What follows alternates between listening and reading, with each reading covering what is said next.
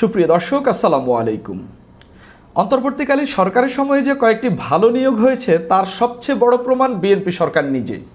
BNP সরকারের যিনি পররাষ্ট্রমন্ত্রী হিসেবে দায়িত্ব পালন করছেন তিনি অন্তর্বর্তীকালীন সরকারে গুরুত্বপূর্ণ পদে ছিলেন। এখন যিনি বিডার চেয়ারম্যান তিনি অন্তর্বর্তীকালীন সরকারের সময়ে নিয়োগ পেয়েছিলেন। অন্তর্বর্তীকালীন সরকারের সময়ে আরেকটি গুরুত্বপূর্ণ পদে আরেকজনকে নিয়োগ দেওয়া হয়েছিল, যাকে নিয়ে তেমন কোনো বিতর্কই নেই। বরঞ্চ তিনি যখন ওই পদে বসেছিলেন সেই জায়গায় ব্যাপক শৃঙ্খলা ফেরানোর কাজ করেছেন এবং সেখানে প্রশ্ন ফাঁসের যে ঘটনাগুলো ছিল সেগুলো তিনি নাই করে দিয়েছেন এবং তিনি ব্যাপক সফলতা দেখিয়েছেন। সেটি হলো বাংলাদেশ সরকারি কর্ম কমিশন অর্থাৎ পিএসসির চেয়ারম্যান পদ। সেখানে নিয়োগ পেয়েছিলেন ডক্টর মুবাশ্বের মোমেন। তিনি ঢাকা বিশ্ববিদ্যালয়ের লোক প্রশাসন বিভাগের অধ্যাপক ছিলেন। তাকে ওই পদে আনার পর সরকারি কর্ম কমিশনে ব্যাপক শৃঙ্খলা এসেছে এবং বিসিএস পরীক্ষা যে আয়োজন করে সেখানে যে প্রশ্ন ফাঁসের ঘটনাগুলো ছিল সেগুলো নাই হয়ে গেছে। সেখানে সব ধরনের সিন্ডিকেট প্রায় তিনি ভেঙেই দিয়েছেন। বিএনপি সরকার আসার পরেও তিনি যে পদত্যাগ করবেন এরকম কোনো আলোচনাই ছিল না, কিন্তু সরকারের 6 মাসের মাথায় ডক্টর মুবাশ্বের মোমেন পদত্যাগ করেছেন এবং তিনি পদত্যাগপত্রে কারণ দেখিয়েছেন তিনি শারীরিকভাবে অসুস্থ। যদিও তার সহকর্মীরা বলছেন তার শারীরিক এমন কোনো জটিলতা নেই যার কারণে তিনি পদত্যাগ করতে পারেন। তাহলে তিনি রাজনৈতিক চাপে কিংবা অন্য কোনো কারণে এই পদ থেকে সরে গেলেন। যেই পদটি নিয়ে গত অন্তর্বর্তীকালীন সরকারের সময় থেকে এখন পর্যন্ত তেমন কোনো নেতিবাচক আলাপ নাই, সেই পদ থেকে কেন তিনি হঠাৎ করে সরে গেলেন? বিএনপি ক্ষমতায় আসার পরও যেই পদটিতে পরিবর্তন আনবেন এরকম কোনো হিন্ট দেখা যায়নি, তারপরও কেন সেখান থেকে মুবাশ্বের মোমেন পদত্যাগ করলেন এটা নিয়ে ব্যাপক আলোচনা চলছে। আমি এখন পর্যন্ত মোটামুটি 3টা কারণ পেয়েছি। এই 3টা কারণই একটি পত্রিকার রিপোর্টে উল্লেখ করা হয়েছে। একটি চিঠি দিয়েছিলেন তিনি মন্ত্রণালয়ে, সেই চিঠিটি ঘিরে কিছু রহস্য তৈরি হয়েছে, কিছু ঘটনা এসেছে সামনে, সেটার কারণে কি না, কারোর সঙ্গে দ্বন্দ্ব কি না সেসব নিয়েও আলাপ আলোচনা হচ্ছে, সিন্ডিকেটের কারণে কি না সেসব নিয়েও আলাপ আলোচনা হচ্ছে।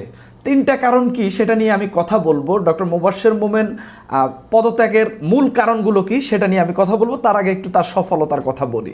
সফলতা হইল এই যে বিসিএস পরীক্ষা যে আয়োজন করে সরকারি কর্ম কমিশন, এখানে বেশ কিছু অসঙ্গতি আগে ছিল। প্রশ্নপত্র ফাঁস, তারপরে হচ্ছে বিসিএসের পরীক্ষা এই বছর হয়েছে, রেজাল্ট আরও 1 বছর পরে হচ্ছে, এরকম ঘটনাগুলো দেখা গেছে।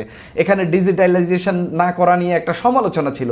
তিনি এই সবগুলো জায়গাতে হাত দিয়েছেন এবং তিনি এই সরকারি কর্ম কমিশনকে স্বায়ত্তশাসিত করার ব্যাপারেও উদ্যোগ নিয়েছিলেন। সব মিলিয়ে তার এই কাজগুলো ব্যাপক প্রশংসা পাচ্ছিল এবং বিএনপি সরকারের অনেকেই এটার প্রশংসা করছিলেন। আমি দেখেছি অন্তর্বর্তীকালীন সরকারের সময় থেকেই তার এই পদটিতে যে তিনি এসেছেন, আসার পর থেকেই ব্যাপক প্রশংসা তিনি কুড়াচ্ছিলেন। কিন্তু হঠাৎ করে তার কেন পদত্যাগ? এখানেই হচ্ছে একটা রিপোর্ট করেছে মানবজমিনের এই রিপোর্টে উল্লেখ করা হয়েছে, সেখানে পিএসসির একজন কর্মকর্তার উদ্ধৃতি করা হয়েছে। মানে তারা পিএসসির একজন কর্মকর্তার সঙ্গে কথা বলেছেন। তো ওই কর্মকর্তা প্রধানত 2টি কারণ বলেছেন।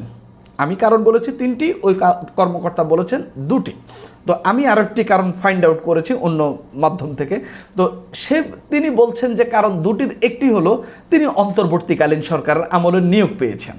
মানে এটা একটা কারণ তার এই পদটি হারানোর বা এই পদ থেকে পদত্যাগ করার। কেননা অন্তর্বর্তীকালীন সরকারের সময় নিয়োগ পাওয়া মানেই হচ্ছে বিএনপি সরকারের পছন্দ হবে না, এরকম আমরা বহু দেখেছি। যেমন বাংলাদেশ ব্যাংকের গভর্নরকে সরিয়ে দেওয়া হয়েছে, তার যোগ্যতা ছিল অনেকেই বলছেন, কিন্তু বিএনপি সরকার তাকে সরিয়ে দিয়েছে এবং সরিয়ে দেওয়ার ক্ষেত্রে যেভাবে সরানো হয়েছে সেটা নিয়েও নানান সমালোচনা আছে।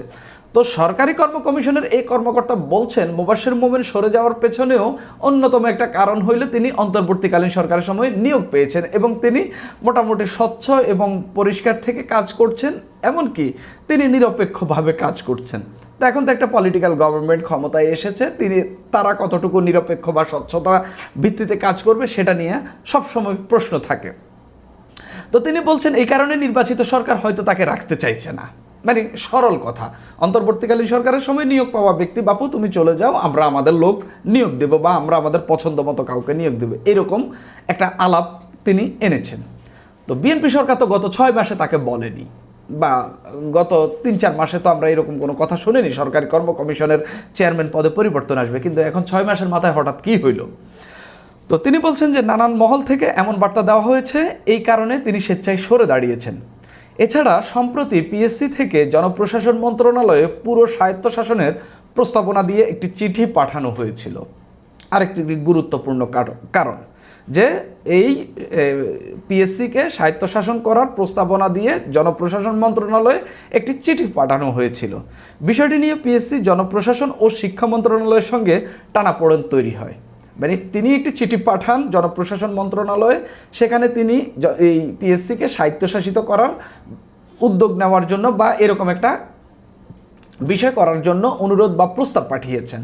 তো এটা নিয়ে জনপ্রশাসন মন্ত্রণালয় এবং শিক্ষা মন্ত্রণালয়ের সঙ্গে তার টানাপোড়েন তৈরি হয়, অর্থাৎ পিএসসির সঙ্গে টানাপোড়েন তৈরি হয়।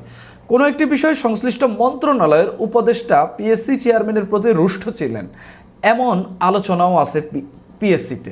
অর্থাৎ প্রথমে আমরা শুনলাম কি অন্তর্বর্তীকালীন সরকারের সময়ে নিয়োগ, আর দ্বিতীয় কারণটি কি শুনতেছি যে তিনি পিএসসিকে স্বায়ত্তশাসিত করার জন্য জনপ্রশাসন মন্ত্রণালয়ে চিঠি দিয়েছেন বা প্রস্তাব পাঠিয়েছেন। এই নিয়ে হচ্ছে জনপ্রশাসন মন্ত্রণালয় এবং শিক্ষা মন্ত্রণালয়ের সঙ্গে তার টানাপোড়েন তৈরি হয় এবং কোনো একটি বিষয়ে সংশ্লিষ্ট মন্ত্রণালয়ের উপদেষ্টা পিএসসি চেয়ারম্যানের প্রতি রুষ্ট ছিলেন। এখন কোন মন্ত্রণালয়? এখানে দুটি মন্ত্রণালয়ের নাম এসেছে, জনপ্রশাসন ও শিক্ষা মন্ত্রণালয়। তো জনপ্রশাসন ও শিক্ষা মন্ত্রণালয়ের বা যে কোনো একটি মন্ত্রণালয়ের উপদেষ্টার সঙ্গে পিএসসির চেয়ারম্যানের টানাপোড়েন তৈরি হয়।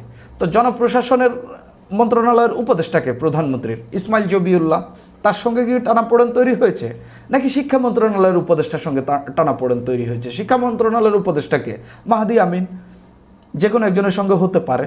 ঘটনা কিছু একটা ঘটেছে, না হলে সরে যাওয়ার কথা না। হয় সরকার তাকে রাখতে চাচ্ছে না, তিনি অন্তর্বর্তীকালীন সরকারের নিয়োগ। তবে আমি এটা উড়িয়ে দিচ্ছি এই কারণে, বা আমি এটাকে কম গুরুত্বপূর্ণ মনে করছি এই কারণে, তাকে যদি বাদ দিত সরকার ক্ষমতায় আসার পরই এই জায়গায় হাত দিতে পারত, কিন্তু সরকার সেটা করেনি, কিংবা অন্তত আলোচনা উঠতে পারত। কিন্তু এই কারণটা আমার কাছে অনেক বড়সড় কারণ মনে হচ্ছে, যে মন্ত্রণালয়ের সঙ্গে টানাপোড়েন তৈরি হয়েছে কিংবা কোনো ব্যক্তির সঙ্গে পিএসসি চেয়ারম্যানের দ্বন্দ্ব তৈরি হয়েছে, যার কারণে এই ঘটনা ঘটতে পারে।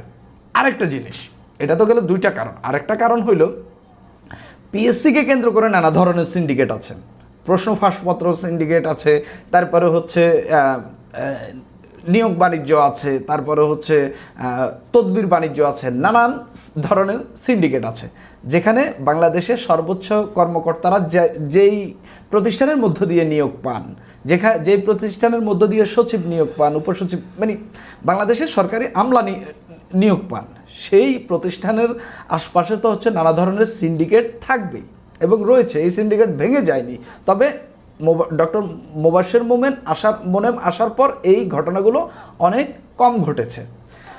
এই সিন্ডিকেটগুলো তার উপর ব্যাপক পরিমাণে অসন্তুষ্ট ছিলেন, কেননা অনেকের রুটি রুজি বন্ধ হয়ে গেছে, অনেকে প্রশ্ন ফাঁস করতে পারছেন না, অনেকেই হচ্ছে তদবির করতে পারছেন না, বা তদবির করেও কাজ হচ্ছে না। তো এই রুটি রুজি বন্ধ হয়ে যাওয়ার কারণে ডক্টর মোবাশ্বের মোমেনের উপর অনেকেই রুষ্ট ছিলেন, অনেকেই মানে ক্ষোভ ছিল। সেই জায়গা থেকে ওই যে সিন্ডিকেটগুলোর মাথাগুলো সবসময় এক ধরনের নেতিবাচক কথা মন্ত্রণালয় সাপ্লাই করা বলেন, সরকারে বলেন, সাপ্লাই করেছেন। সাপ্লাই করে করে তাকে বিরাগভাজন করে তুলেছেন, এরকম আলাপও শুনে যাচ্ছে। কারণ তিনটা যেটা আমি বলেছি, এক, সিন্ডিকেট তার বিরুদ্ধে অবস্থান নিয়েছে এবং অবস্থান নিয়ে তার বিরুদ্ধে নেতিবাচক প্রচারণা সেটা করেছেন, সেটা করে মোবাশ্বের মোমেনকে পদত্যাগের জায়গায় নিয়ে গেছেন। এর বাইরে হচ্ছে কিছু জায়গায় তার দ্বন্দ্ব তৈরি হইতে পারে, মন্ত্রণালয়ের সঙ্গে তার টানাপোড়েন তৈরি হতে পারে, সেই কারণেও হতে পারে, অথবা নিতান্তই অন্তর্বর্তীকালীন সরকারের নিয়োগ এই কারণেও হতে পারে, কিংবা এই তিনটি কারণ একসঙ্গে মিলিয়েও হচ্ছে তিনি পদত্যাগের পথে হাঁটতে পারেন। তবে এটা নিয়ে অনেক সমালোচনা হচ্ছে এই জন্য, যে লোকটি এই পদে কাজ করেছেন তিনি ব্যাপক ভালো কাজ করেছেন বলেই শুনতে পাচ্ছি। আমি পিএসসির বিষয়ে খুব বেশি অবগত না হলেও, কিন্তু গত 2 বছরে শেখ হাসিনা সরকার পতনের পর এই যে ডক্টর মোবাশ্বের মোমেন যে নিয়োগ পেয়েছেন, এবং পিএসসি নিয়ে খুব বেশি নেতিবাচক ঘটনা আমরা শুনতে পাইনি, এবং এখানে দুর্নীতি কিংবা হচ্ছে আপনার এই দলীয় লোক নিয়োগ পাওয়া কিংবা হচ্ছে প্রশ্নপত্র ফাঁস, এরকম ঘটনাগুলো অনেক কম সামনে এসেছে, এবং এরকম ঘটনা ঘটেনি বললেই চলে। সেই জায়গা থেকে এরকম একজন ব্যক্তি যিনি স্বচ্ছভাবে কাজ করছেন, যিনি নিরপেক্ষভাবে কাজ করছেন, তাকে সরিয়ে দেওয়াটা অবশ্যই সমালোচনা তৈরি হওয়ার মতো ঘটনা, এবং এই সরকার চাইলে তাকে আসার পরেই সরিয়ে দিতে পারতেন, কেননা এটা গুরুত্বপূর্ণ একটি পদ। সেই জায়গা থেকে তাকে এখন যেহেতু 6 মাস পরে সরিয়ে দেওয়া হচ্ছে, এই কারণেই সমালোচনাটা বেশি হচ্ছে যে নিশ্চয়ই ভেতরে এমন কোনো কিছু ঘটেছে যার কারণে তাকে সরিয়ে দেওয়া হচ্ছে বা সরিয়ে দেওয়ার জন্য বলা হচ্ছে।